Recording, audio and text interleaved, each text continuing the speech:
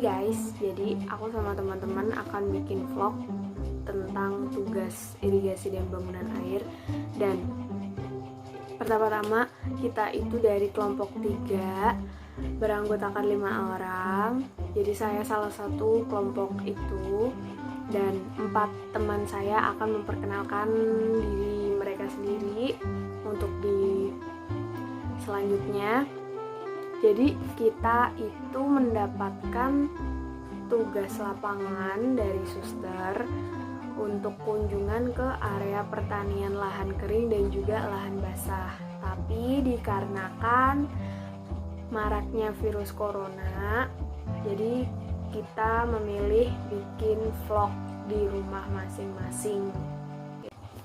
Jadi yang pertama aku bakal ngejelasin tentang area pertanian lahan basah.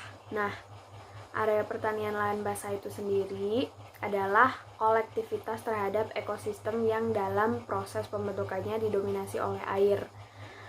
Suatu lahan basah merupakan tempat yang cukup basah dalam waktu cukup panjang bagi pengembangan vegetasi dan organisme lain yang beradaptasi khusus. Atau di dalam pengertian lainnya, lahan basah adalah wilayah yang memiliki tingkat keanekaragaman hayati yang tinggi dibandingkan dengan kebanyakan ekosistem. Pada lahan basah, biasanya tumbuh berbagai macam tipe vegetasi dan bentuk seperti hutan rawa air tawar, hutan bakau, hutan rawa gambut, paya rumput, dan yang lainnya. Untuk yang kedua adalah pertanian di lahan kering atau di palawija atau perkebunan sayur-sayuran. Nah, tapi kita bakal ngebahas tentang yang perkebunan sayur-sayuran. Sebenarnya sama aja sih, soalnya itu di lahan yang kering kan. Untuk penjelasannya sendiri itu, pertanian lahan kering adalah aktivitas pertanian dengan memanfaatkan lahan yang tidak tergenang oleh air serta dalam proses menumbuhkan tanaman yang dihasilkan menggunakan sumber air tada hujan. Terus, untuk ciri-ciri pertanian lahan kering sendiri itu ada beberapa hal.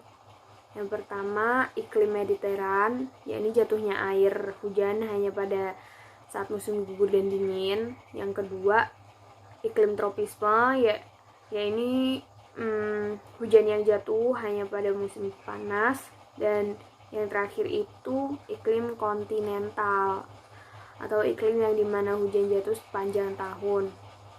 Nah, jadi irigasi sendiri didefinisikan sebagai upaya manusia untuk yang pertama mengambil air dari sumber, kedua mengalirkannya ke dalam saluran, ketiga membagikan ke areal pertanian atau petak-petak sawah, keempat memberikan air yang dibutuhkan oleh tanaman melalui jaringan irigasi, dan yang kelima membuang kelebihan air pada areal pertanian atau petak sawah melalui jaringan pembuangan atau drainase pertanian. Jadi dari definisi tersebut itu diketahui bahwa dalam irigasi terdapat beberapa unsur. Yang pertama unsur manusia sebagai pelakunya, yang kedua itu unsur alam dan lingkungan, terus yang ketiga unsur fisik, yang keempat unsur tanaman yang mencakup jenis tanaman, budidaya, pola tanaman, dan lain-lainnya. Yang terakhir unsur teknik dalam bentuk operasi dan pemeliharaannya. Nah, kelima unsur tersebut itu saling interaksi, adaptasi, berhubungan, dan bersatu sehingga dapat dikatakan bahwa irigasi merupakan suatu sistem. Nah, untuk tujuan irigasi sendiri secara langsung adalah untuk membasahi tanah agar dicapai suatu kondisi tanah yang baik untuk pertumbuhan tanaman dalam hubungannya dengan prosentase kandungan air dan di udara. Dan secara nggak langsungnya mengatur suhu tanah, pertama membersihkan tanah, kedua terus memberantas hama, mempertinggi permukaan air tanah, membersihkan buangan air kotor, dan juga kolmatasi atau menimbun tanah-tanah rendah dengan jalan mengalirkan air berlumpur begitu. Perkenalkan, nama saya Iqbal Ardiansyah Putra Ditya, kelas A2. Saya akan menjelaskan tentang beberapa perbedaan antara irigasi dan drainase. Untuk yang pertama, mari kita sebut irigasi adalah usaha untuk menambahkan atau mengalirkan air ke lahan pertanian yang dilakukan pada lahan yang kekurangan air, bisa juga berupa lahan kering, untuk memasok air yang berbentuk makin ke hilir makin mengecil ukurannya. Kemiringan dasar saluran dibuat landai agar dapat mengaliri sawah sebisa mungkin. Muka air saluran lebih tinggi dari muka tanah. Adapun drainase, pengertiannya adalah usaha pengurangan dan ataupun pengambilan air pada lahan pertanian yang dilakukan pada lahan yang berlebihan air ataupun banjir untuk menampung air perumahan yang makin ke hilir makin membesar ukurannya. Jadi berbeda ya. Saluran dasar yang dibuat curam agar dapat mengeringkan air secepat mungkin. Dan itulah perbedaan antara irigasi dan drainase. Nama saya Damiska dari Fakultas Teknik Prodi Sipil. Saya akan menjelaskan jenis-jenis irigasi. Yang pertama, irigasi gravitasi. Irigasi gravitasi adalah irigasi yang memanfaatkan gaya tarik gravitasi untuk mengalirkan air dari sumber ke tempat yang dibutuhkan. 2. Irigasi bawah tanah, yaitu irigasi yang menyuplai air langsung ke daerah akar tanaman yang membutuhkannya melalui aliran air tanah. 3. Irigasi siraman. Irigasi siraman adalah irigasi yang dilakukan dengan cara meniru air hujan, di mana penyiramannya dilakukan dengan cara pengaliran air lewat pipa dengan tekanan tertentu sehingga dapat membasahi area yang cukup luas.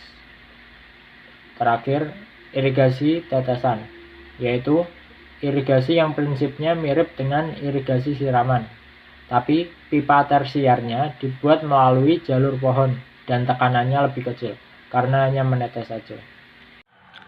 Perkenalkan, nama saya Andika Yuga Firmansyah dari kelas A2 angkatan 2018. Di sini saya akan menerangkan tentang sistem irigasi. Yang pertama yaitu daerah pengaliran. Adalah daerah pada pengaliran sungai di mana apabila terjadi peristiwa alam dan perubahan hidroklimatologi akan mempengaruhi kondisi pengaliran pada sungai tersebut. Yang kedua yaitu daerah irigasi atau daerah pengairan. Adalah kesatuan wilayah atau daerah yang mendapat air dari satu jaringan irigasi. Yang ketiga, daerah potensial adalah daerah yang mempunyai kemungkinan baik atau berpotensi untuk dikembangkan sebagai daerah pertanian beririgasi. Yang keempat, daerah fungsional adalah bagian dari daerah potensial yang telah memiliki jaringan irigasi yang telah dikembangkan. Luas daerah fungsional ini sama atau lebih kecil dari daerah potensial. Yang kelima, yaitu jaringan irigasi adalah saluran dan bangunan yang merupakan satu kesatuan dan diperlukan untuk pengaturan air irigasi, mulai dari penyediaan, pengambilan, pembagian, pemberian, dan penggunaannya. Perkenalkan, nama saya Wahyu Harmayuki, kelas A2 angkatan 2018. Di sini saya akan menerangkan tentang sistem irigasi. Yang pertama, peta irigasi. Peta irigasi yaitu merupakan bagian dari daerah irigasi yang mendapat air irigasi dan satu bangunan sadap tersier dan dilayani oleh satu jaringan tersier. Penyediaan air irigasi adalah penentuan volume air per satuan waktu yang dialokasikan dari sumber air untuk suatu daerah irigasi yang didasarkan waktu. Pembagian air irigasi. Irigasi adalah kegiatan membagi air bangunan bagi dalam jaringan primer atau jaringan sekunder. Pemberian air irigasi. Pemberian air irigasi adalah kegiatan menyalurkan air dengan jumlah tertentu dari jaringan primer atau jaringan sekunder ke petak tersier. Penggunaan air irigasi. Penggunaan air irigasi adalah kegiatan memanfaatkan air dari petak tersier untuk mengairi lahan pertanian pada saat diperlukan.